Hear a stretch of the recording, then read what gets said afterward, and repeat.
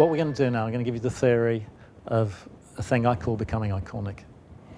And that is the technique I use to help you discover what interests, excites, and inspires you about what you're up to and how you light people up.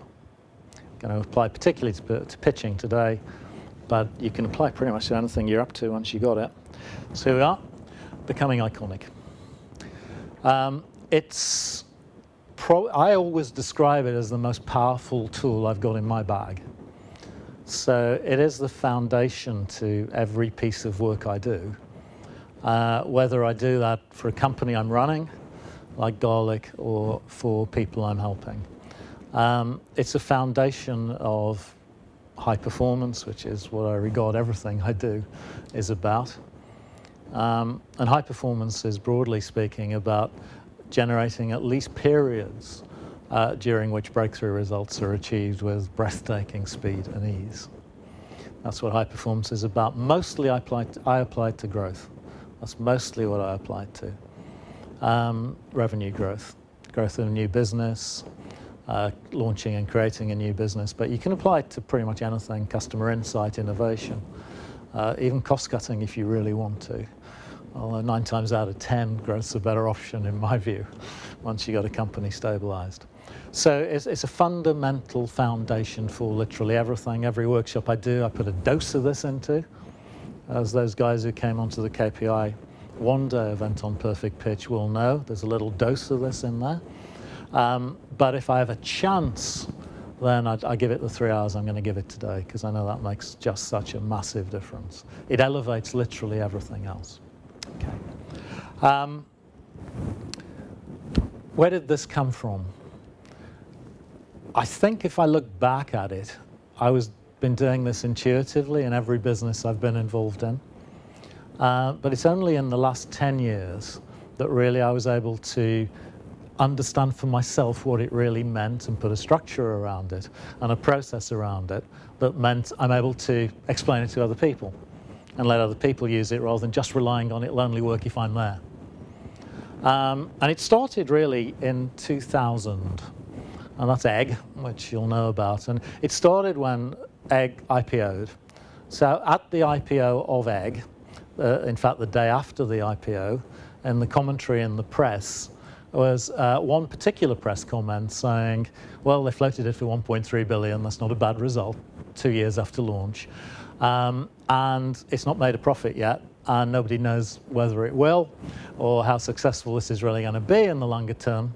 Just to note, it did shoot into profit, despite everybody's skepticism, just to note that. But at that point, they were saying, but whatever else happens, Mike Harris can now put the creation of 3 iconic multi-billion brands on his CV.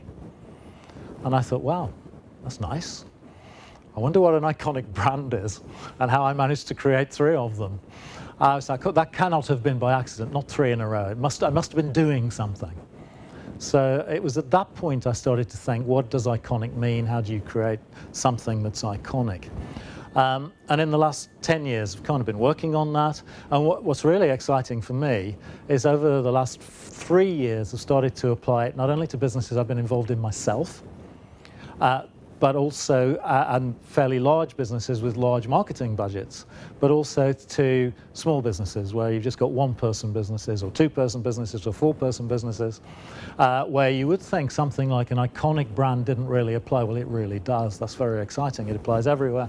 I've also been working with some of the world's biggest companies where they've not been able to change what their brand looks like, but they've been able to use the iconic principles to fire up pockets of high performance within the company itself. So I can now claim, I think, with a lot of evidence, that it works whether I'm there or not there. Once I've instilled the principles, it works from the smallest business to the largest, and that's pretty exciting. And I can also claim it elevates pretty much everything you do. And we're going to use it today specifically because what this workshop's around to elevate perfect pitch, elevate your pitch.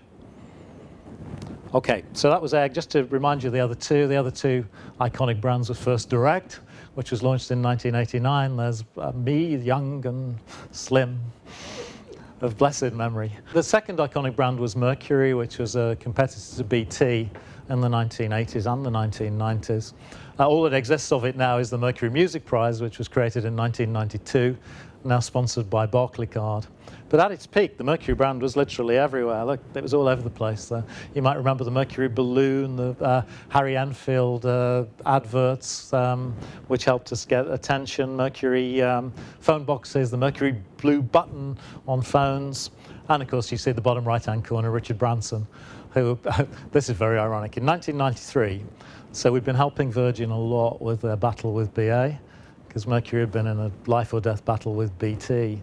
There was a big battle with the regulator. Basically, Virgin had a parallel battle with BA. They fought theirs through the court because there was no regulator to fight it with.